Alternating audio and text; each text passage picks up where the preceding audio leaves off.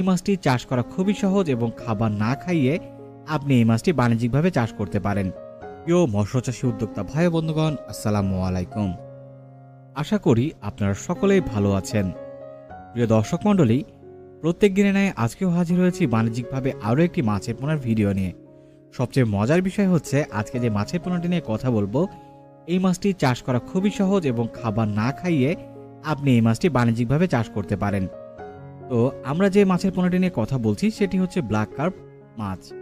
আপনারা অনেকে হয়তো জানেন কার্প জাতীয় মাছের মধ্যে ব্ল্যাক কার্প মাছ অন্যতম। এই মাছটি অধিক রোগ প্রতিরোধ ক্ষমতা সম্পন্ন একটি মাছ এবং অল্প সময়ে বড় হয়।